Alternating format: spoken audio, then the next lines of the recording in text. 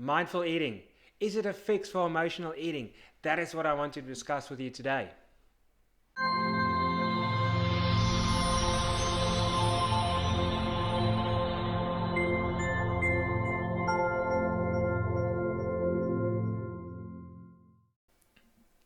So, mindful eating, what is it and does it work?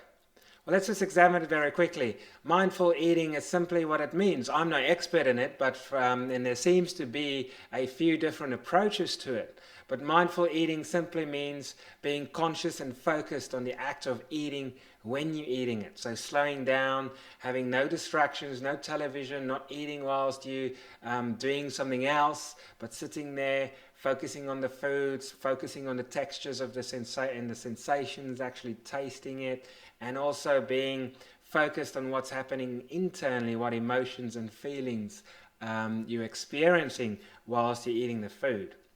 Now, is this a good thing? Yeah, certainly it's a good thing. There's a lot of research and studies that suggest that mindful eating has got great benefits. It'll make you eat less, it'll make you enjoy the food a lot more. It's almost like a kind of a food meditation, and it'll make you realize that you don't actually like the junk foods that you may be prone to eat when you're actually eating them mindfully. So that's all a very good thing. But as with everything, there's always a challenge. And the challenge with mindful eating is, you guessed it, staying mindful. And that is just so hard to do. And it's certainly a skill that needs to be learned. It's just like meditation. If you've ever tried meditation, or if you meditate, you know how challenging it sometimes can be to keep your attention focused on your breathing or whatever it is what you're focusing on the meditation. And why is this? What is the challenge connected to this? Well, this is where the conscious mind and the unconscious mind comes in. Because for you to be able to eat mindfully, you need to focus your conscious attention to the eating. So you need to engage your prefrontal cortex and your attention on that activity. Now, if we look at the two, what is happening in your world and what is controlled by your conscious and your unconscious mind, you may know that 95, and in most people 98% of everything that they do is controlled by the unconscious mind. It is like our autopilot, the thing that drives the car when you're driving to work, and how you learn to walk, and everything you do day to day is just a program that gets run over and over and over again. And it is our ally, because if we don't have those programs, we simply won't be able to function in the world. Otherwise, you'll have to almost learn how to walk again every day. But if you have a food problem, a food addiction problem, or an emotional eating problem, you probably know this already, that a lot of the eating and most of the eating happens unconsciously. So you've been running this pattern for a very, very long time, and maybe even all your life. So sure, the solution is to focus on it consciously, and that will certainly help with the problem. But your conscious mind is also, for the most part, singularly focused. So it only really performs well when it focuses on one topic or one thing at a time. So the conscious and the unconscious works in tandem. So whenever your focus required elsewhere, what you're doing with eating or driving the car or whatever, it kicks into autopilot. So when you start your journey on mindful eating, and what happens when life happens, which it inevitably will. So you have an issue at work, or something that requires your attention at home, or things just go wrong and you have that disastrous day. And there's a lot of things that gets involved here now. You have emotions coming involved, because you might be angry, or you might be sad, or you might be blameful or upset. So you've got emotions coming in. Your mind is also now focusing on something else. So what happens to the eating program? Kicks into autopilot.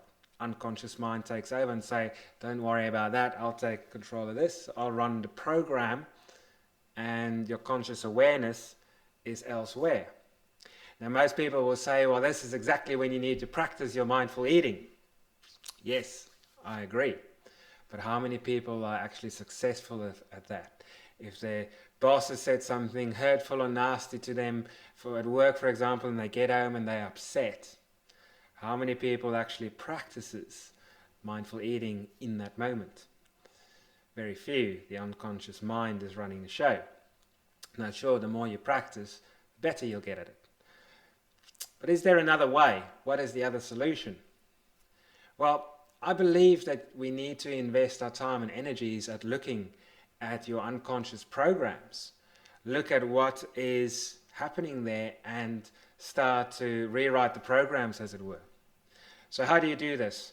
Step one, you need to have an understanding of what it is that you really want to achieve in that particular area of your life and in life in general. What do you want to achieve? So if you want to eat healthily, then you need to start focusing on eating healthily and stop focusing on all the things that you can't eat. And number two, once you know what you want, you then need to understand, then you need to go inside and look at your programs, your unconscious programs. And what are your unconscious programs? Well, they are your beliefs, they are your values, and they are your habits and your meta programs. So those things are programmed into your subconscious mind from the past. So if you've got a set of beliefs, say you believe you've got a self-belief to say that you're not good enough, or you're not worthy enough, or you're not strong enough, and you have that belief in your subconscious, all the mindful eating in the world isn't gonna serve you, because you believe that you're weak-willed, and every time life gets hard, your mind, subconscious mind, and your mind will carry out that belief, and you will revert back to your old program. So you have to look at the programs. Now, how do you do this? Well, this is where we need to use the knowledge of all the tools that are out there today, the tools such as NLP, which I'm a big fan of and that I practice with my clients in our programs. And there are various other forms of programs as well, things like hypnosis, which talks to the unconscious. So we need to start looking at what is our unconscious programs, and are they in line, are they taking us in the same place to where we ultimately want to go? Because if your unconscious program is going this way and you really want to be going this way, you're always going to lose, because you wanting to go this way in your conscious mind, and where your desires and your dreams and everything that you want is here. If they're not going in the same direction, you're not going to get there. So if you can understand what you want in life, and you can identify what your programs are and change them to take you to where you want to go, then you have mastered your life.